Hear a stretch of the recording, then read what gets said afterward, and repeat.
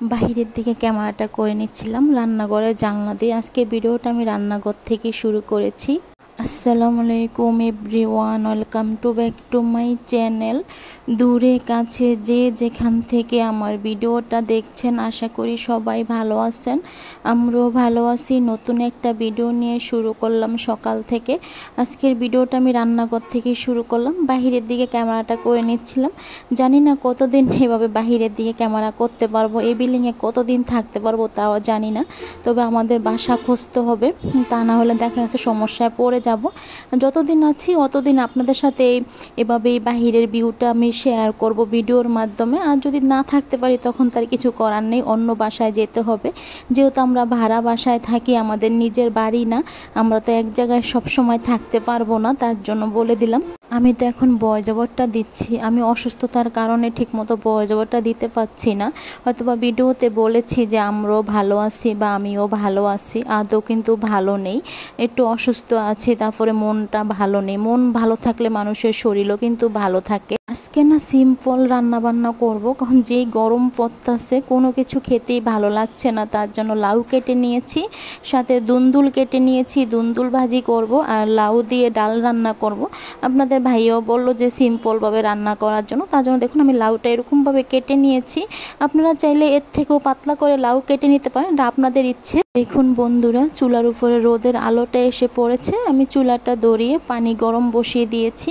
পানিটা গরম হয়ে গিয়েছে। আমি না ডাল নিয়েছি, মসুর ডাল আর মুগ ডাল একসাথে মিক্স করে নিয়ে আমি কিন্তু ভালো করে ধুয়ে নিয়েছিলাম। অফ ক্যামেরায় ধুয়েছি, ডাল ধোয়ার সময় কোনো ক্যামেরা করিনি। আজকে আমি 2 পদের ডাল দিয়ে আমি কিন্তু লাউ রান্না করব। সিম্পলভাবে লাউটা রান্না করব আজকে, আর কোনো মশলা দিয়ে আমি লাউ রান্না করব। মানে খেতে ভালো লাগছে না গরমের কারণে, যেভাবেই রান্না করি না কেন গরমের কারণে কোনো কিছুই না খেতে ভালো লাগছিল না, তার জন্য বললাম। আর দেখুন ডালগুলা দিয়ে দিলাম। আর দেখুন কতটা আলো এসেছে মানে কড়াইটার উপরে। আমি যখন ক্যামেরাটা করছিলাম আমি না ক্যামেরার দিকে তাকাতে পারছিলাম না, মানে এতটা পরিমাণে রোদ উঠেছে। আর সাথে একটু বাহিরের দিকে ক্যামেরাটা করে নিচ্ছিলাম। বাহিরের ভিউটা তো সবাই দেখতে পছন্দ করে, তার জন্য আমি একটু বাহিরের দিকে ক্যামেরাটা করে নিচ্ছিলাম। আরেকটা চুলাতে পাইপ্যানটা বসিয়ে দিয়েছি, পাইপ্যানটা গরম করে নিয়েছি। গরম করে নেওয়ার পর এখন আমি পরিমাণ মতো তেলটা দিয়ে দিলাম। আর দেখুন বাহিরে কতটা রোদ উঠেছে, মানে রোদের আলোটা কিন্তু চুলার উপরে এসে পড়েছে। মানে মাঝখানের যে জায়গাটা চুলা দেখুন কতটা সাদা হয়ে আছে, আপনারা দেখলেই বুঝতে পারবেন। আর আমি যখন ক্যামেরাটা করছিলাম তখন কিন্তু আমি ঠিকমতো দেখি না যে ক্যামেরাতে উঠছিল কি না, মানে ক্যামেরাতে এত রোদের আলোর জন্য না আমি তাকাতে পারছিলাম না, তার জন্য বললাম। সাথে একটু বাহিরে দিয়ে ক্যামেরাটা করে নিচ্ছিলাম। দেখুন পেঁয়াজটা আমি দিয়ে দিলাম। পেঁয়াজটা বেশি কিন্তু লাল করে ভাজিনি, যেহেতু ভাজি রান্না করব তার জন্য পেঁয়াজটা আমি হালকা করে ভেজে নিয়েছি। এখন আমি ধুয়ে কেটে রাখা দুন্দুলগুলো আমি কিন্তু অফ ক্যামেরায় ধুয়ে তারপরে কিন্তু কেটে রেখেছিলাম দুন্দুলগুলো, তার জন্য বললাম। কাটাকুটির সময় আমি কোনো ক্যামেরা করিনি, অফ ক্যামেরায় কেটেছিলাম। এখন আমি দুন্দুলগুলো দিয়ে দিলাম, দিয়ে পরিমাণ মতো হলুদ দিয়ে দিলাম। হলুদ দেওয়ার পরে পরিমাণ মতো লবণটা দিয়ে দেবো। দূরে কাছে যে যেখান থেকে আমার ভিডিওটা দেখছেন প্লিজ লাইক দিয়ে ভিডিওটা দেখা শুরু করবেন। আপনারা তো একটা লাইক দিতে ভুলে যান, তার জন্য কিন্তু আমি মনে করিয়ে দিচ্ছি, প্লিজ একটা লাইক দিয়ে ভিডিওটা দেখা শুরু করবেন। আর যদি ভিডিওটা ভালো লাগে ভিডিওটা শেয়ার করে দেবেন, সাথে চ্যানেলটা সাবস্ক্রাইব করে রেখে দেবেন।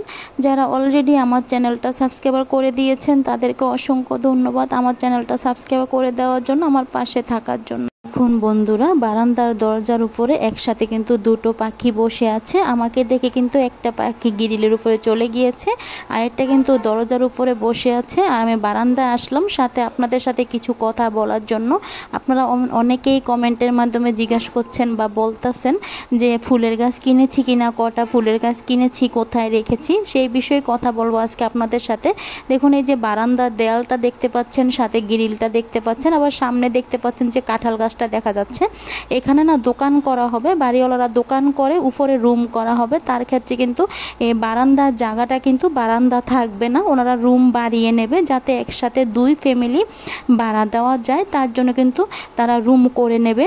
আমি এখন আবার রান্নাঘরে চলে আসলাম। দেখুন চুলার উপরে কতটা রোদ পড়েছে, কড়াইতে ডাল বসিয়েছিলাম, মানে রোদের কারণে না আমি ক্যামেরাটা করতে পারছিলাম না। ডালের দুটো বলক উঠে গিয়েছে। এরপর যে আমি কেটে ধুয়ে রাখা আমি যে লাউটা রেখেছিলাম, আমি লাউটা এখন দিয়ে দেবো। আমি একটু মোটা করে কেটেছি, লম্বা করে, কেউ চাইলে পাতলা করে বা চিকন করে কেটে নিতে পারেন। এটা কিন্তু আপনাদের ইচ্ছে অনুযায়ী যে যেরকমভাবে রান্না করবেন সে কিন্তু সেরকমভাবে রান্নাটা করতে পারেন। আমি আবারও বলে দিচ্ছি, সবাই কিন্তু একরকমভাবে রান্নাটা করে না, এক একজনে কিন্তু এক একভাবে রান্না করে বা এক একজনে কিন্তু এক একভাবে তরকারি কাটাকাটি করে। তার জন্য কিন্তু আমি বলে দিলাম। এখন আমি পরিমাণ মতো লবণটা দিয়ে দেবো, যেহেতু আমি ডালের সাথে প্রথমে লবণটা দেইনি, আমি পরেই লবণটা দেব, তার জন্য এখন আমি লবণটা দিলাম। যেহেতু লাউটা দিয়ে দিচ্ছি, এখন আমি পরিমাণ মতো লবণটা দিয়ে দিলাম। লবণটা দেওয়ার পরে অল্প কিছুটা পরিমাণে আমি হলুদের গুঁড়া দিয়ে দেবো। আমি কিন্তু মরিচের গুঁড়া বা অন্য কিছু দিচ্ছি না। আমি আজকে সিম্পলভাবে লাউ দিয়ে ডাল রান্না করব, তার জন্য বলে দিলাম। দেখুন আমি এখন হলুদটা দিয়ে ভালো করে নেড়ে চেড়ে মিশিয়ে নিচ্ছি। আমি এভাবেই ডাল দিয়ে লাউ রান্না করে নেব। আরেকটা চুলাতে আমি প্যানে ভাজিটা বসিয়ে রেখেছি, দুন্দুল ভাজিটা অল্প আছে রান্নাটা করে নিচ্ছি। যেহেতু দুন্দুল থেকে পানি ছেড়ে দিয়েছে, তার জন্য একটু সময় নিয়ে ভাজিটা করে নিতে হবে, তার জন্য বলে দিলাম। আর দেখুন ভাজিটা কিন্তু রান্না করা হয়ে গিয়েছে, আর অল্প কিছুটা মানে রান্না হলে কিন্তু ভাজিটা হয়ে যাবে। দুন্দুলটা কিন্তু সুন্দর মতো সিদ্ধ হয়ে গিয়েছে। আমি অল্প কিছুক্ষণ রেখে তারপর কিন্তু চুলাটা বন্ধ। প্রথমে যে কথাটা বলতে নিচ্ছিলাম, যদি বারান্দা না থাকে তাহলে ফুলের গাছ কিনে রাখবো কোথায়? তার জন্য কিন্তু আপনাদের ভাইয়া ফুলের গাছগুলা কিনতে চাচ্ছে না, বলতেছে যে বারান্দা যদি না থাকে তাহলে তুমি ফুলের গাছ রাখবে কোথায়? তার জন্য কিন্তু আমিও বেশি একটা জোর তখন যে বলেছিলাম নিচে দোকান করা হবে, তারপরে কিন্তু উপরে রুম করে মানে বারান্দার সাথে জয়েন করে দেবে, মানে একসাথে করে নেবে রুম, তার জন্য বললাম। তার ক্ষেত্রে কিন্তু বারান্দা যে এখন যে বারান্দাটা আছে তখন কিন্তু এই জায়গায় বারান্দা থাকবে না, তখন বাথরুম করা হবে। ওই একই কারণে কিন্তু আমাদের ফুল গাছগুলা কিনা হচ্ছে না, তার জন্য কিন্তু আপনাদের ভাইয়া ফুল গাছ কিনতে চাচ্ছে না। দেখুন আমি এখন রান্না করে চলে আসলাম। আমার লাউটা কিন্তু রান্না করা হয়ে গিয়েছে, লাউ কিন্তু সিদ্ধ হয়ে গিয়েছে, একবারে বেশি গলে যায়নি। এরপর যে আমি বাগারটা দিয়ে নেব, সাথে একটু বাহিরের দিকে ক্যামেরাটা করে নিচ্ছিলাম। যতদিন এই বিল্ডিংয়ে আছি একটু বাহিরের দিকে ক্যামেরাটা করে নিচ্ছিলাম আপনাদের জন্য। দেখুন আরেকটা চুলাতে প্যানটা বসিয়ে দিয়েছি, সাথে আমি তেল দিয়ে দিলাম।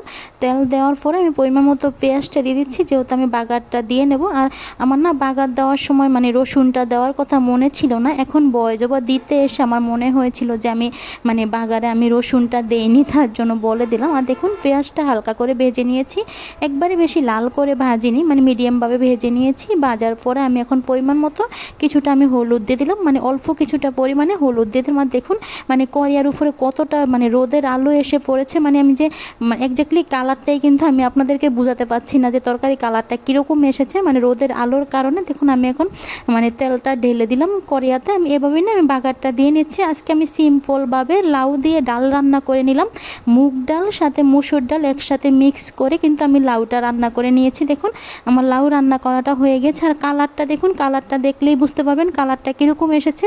আর লাউগুলো কিন্তু একবারে বেশি গলে যায়নি, মাশাআল্লাহ সুন্দর মতো সিদ্ধ হয়ে গিয়েছে। আমি যদিও মানে একটু মোটা করে কেটেছিলাম, তারপরে কিন্তু লাউটা কিন্তু সুন্দর মতো সিদ্ধ হয়ে গিয়েছে, ডালও কিন্তু সুন্দর মতো সিদ্ধ হয়ে গিয়েছে। আর অল্প কিছুক্ষণ আমি রান্না করে নেব, তারপরে কিন্তু আমি চুলাটা অফ করে দেবো।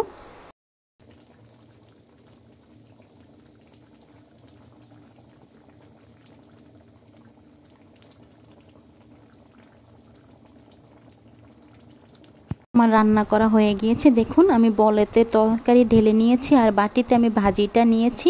লাউয়ের তরকারির কালারটা দেখুন আর ভাজির কালারটা দেখুন, এখন কিন্তু কালারটা বোঝা যাচ্ছে। তখন কিন্তু রোদের আলোর কারণে কিন্তু তরকারির কালারটা বোঝা যাচ্ছিল না, মানে এতটা পরিমাণে রৌদ্র উঠেছে কি বলবো, চুলার উপরেই সব রোদের আলো এসে পড়েছিল, তার জন্য বললাম। তো বন্ধুরা, যেহেতু আমি এখন ভয়েস ওভারটা দিচ্ছি, ভয়েস ওভার আপনারা বিভিন্ন শব্দ পেতে পারেন, গাড়ির শব্দ পেতে পারেন, চিল্লাপাল্লার শব্দ পেতে পারেন, আবার দেখা যাচ্ছে ফ্যানের শব্দ পেতে পারেন। যে মানে প্রচুর গরম পড়ছে, তো তার জন্য ফ্যান অফ করে আমি কিন্তু ভয়েস ওভারটা দিতে পারছি না, ফ্যানের শোষানির শব্দ থাকতে পারে, প্লিজ আপনারা ক্ষমা সুন্দর দৃষ্টিতে দেখবেন। আর আমার কথায় যদি কোনো ভুল ত্রুটি হয়ে থাকে তাহলে আপনারা ক্ষমা সুন্দর দৃষ্টিতে দেখবেন। আমি না সামনের বারান্দায় দাঁড়িয়ে একটু বাহিরের দিকে ক্যামেরাটা করে নিয়েছিলাম। দেখুন আকাশটা দেখে না কতটা ভালো লাগছে। আমার প্রিয় আফুরা ভাইয়ারা সবাই আমার জন্য দোয়া করবেন। আজকের ভিডিওটা এই পর্যন্তই, আজকের ভিডিওটা আর বেশি বড় করব না। আবার নতুন একটা ভিডিওর সাথে দেখা হবে। ভালো থাকবেন সবাই, সুস্থ থাকবেন সবাই, আল্লাহ হাফেজ।